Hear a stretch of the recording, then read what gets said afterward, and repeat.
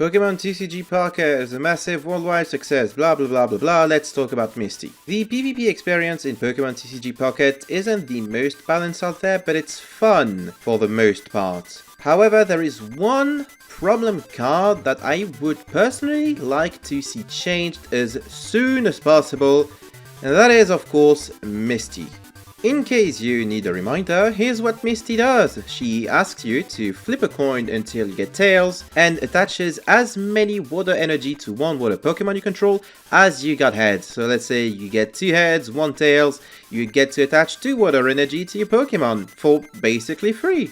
If we do a tiny bit of math, you can quickly notice there is a huge chance for Misty to not do anything. In fact, there is a 50% chance that Misty doesn't do anything because there is a 50% chance that you immediately get tails, which doesn't feel good at all. On the other hand, there is a 12.5% chance, or 1 in 8, to immediately get to attach 3 water energies because you flip 3 heads in a row, which doesn't feel that good for your opponent as well, especially considering Pokemon like Starmie, Articuno, and Lapras make it very easy to OTK, or in the case of Lapras and Articuno, even possibly FTK, which isn't really fun or interactive. So in short, it feels really bad half of the time, really good 1/8 of the time, and pretty decent still the rest of the time. Even if you only get to flip 1 head, that's still 1 extra energy that you attach for free to one of your water Pokemon,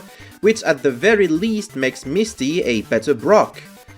And we'll get to talk about Brock someday. But the thing is, you're always playing Misty with the goal of flipping as many heads as possible, so when you achieve that goal, you feel like the deck that you built Misty around is functioning normally, and when you don't, it just feels really bad. In a way, it reminds me of what former Hearthstone player Reynard used to say about a very specific card in the Hearthstone metagame at the time called Barnes, which was, you know what, I'll just roll the clip. Barnes has 2 emotional outcomes, which is like, or option number 2, which is uninstall. Either one of the players hates their f***ing life, or both players are like, To be fair, this is Hearthstone we're talking about, so Reynard could have been talking about pretty much any card in that game, and to be fair, once again, he did. He really did. He really hated that game. But similar to Barnes and other Hearthstone cards, Misty is a card whose random aspect feels really bad for one player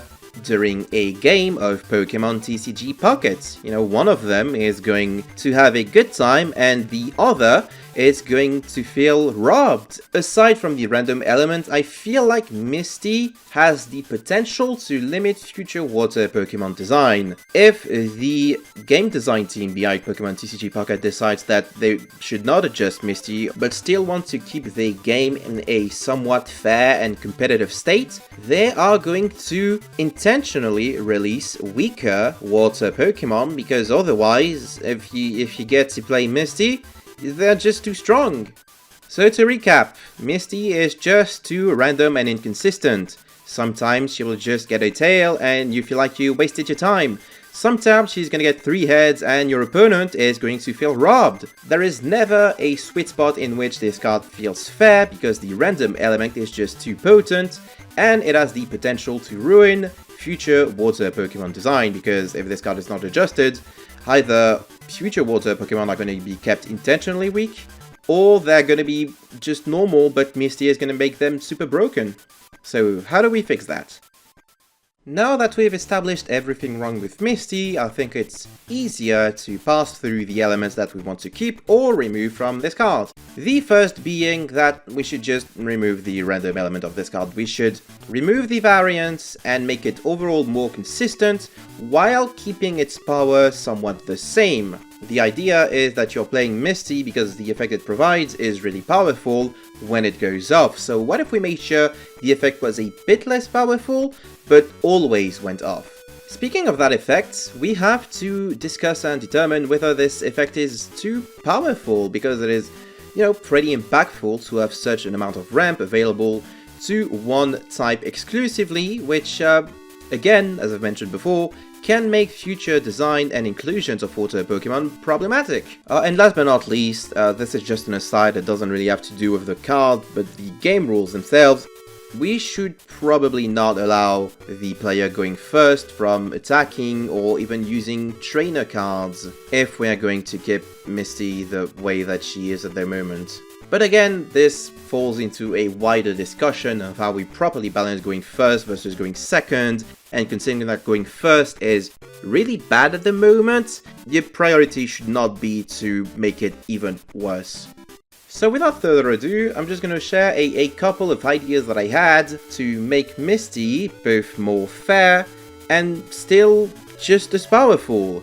The first of which is to make it more similar to Brock, which is kind of the lamest way you can go about it, but merits discussion nonetheless. If you make Misty able to attach only one energy to any water Pokemon, that's still a pretty strong card. That is still a really good card that's probably worth playing in any water deck. If you decide to limit the Pokemon that you can attach to thematic Pokemon like, let's say, Starmie, Golduck, Seaking maybe, not only do you neuter the Articuno EX deck that's honestly not very fun to lose to when it goes first and flips 3 heads on Misty, but you also encourage the creation of water decks not revolving around Articuno X. I know Starmie EX is already very popular. I keep seeing EX and X interchangeably. Comment which of the two you prefer, which of the two you say, because I'm just lost at this point. What was I saying? Oh yeah, if you make it so you can attach water energy to Seaking instead of Articuno or Lapras, maybe you encourage more people to try Seaking out, which isn't great at the moment, but maybe future versions of Seaking will be worth playing. Another idea would be to change the effect entirely and replace it with something maybe not equally as powerful, but still worth playing. And there's so many things you can do that I feel would be more thematically appropriate for water. So I asked myself, what would be appropriate for water to get, and I came up with 2 ideas. The first would be a trainer card that made it so the next move used by your water Pokemon also does damage to your opponent's bench Pokemon, kind of similar to how Surf functions in the Pokemon mainline games. This ability is already present on Articuno X, and it is part of why it makes the card so strong and worth playing. Another idea could be to use Misty as a switch-in option that also gives the Pokemon it switches into a water energy.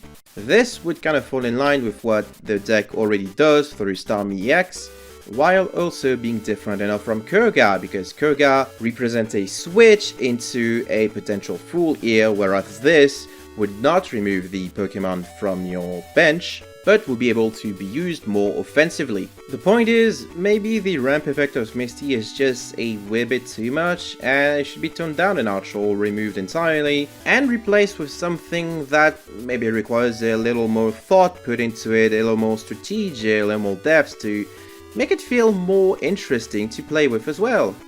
But now I want to hear about your ideas for Misty. How would you change the card, if anything at all? Let me know in the comments of this video, and I'm sure I'm going to get to read so many amazing suggestions that I can't wait to pass through. At the end of the day, we can all agree that Brock is just garbage. Brock is so bad. This was the point of this whole video, by the way. Bye bye.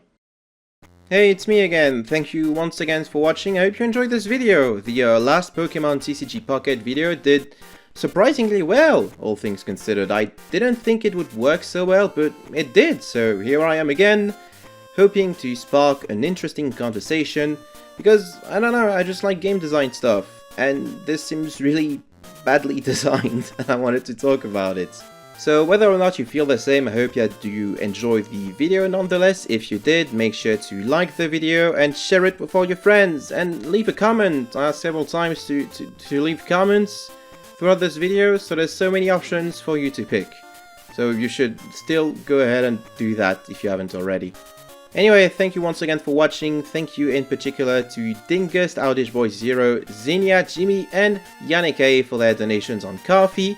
If you want me to make more Pokemon TCG Pocket videos, let me know and I'll gladly do them. I think a discussion about Brock is up next, because that's, again, something that I really want to talk about. How do we make Brock better? How do we make Brock not suck? So my next TCG Pocket video is probably going to be about that. Thank you one final time for watching, take care everyone, and I will see you all next time.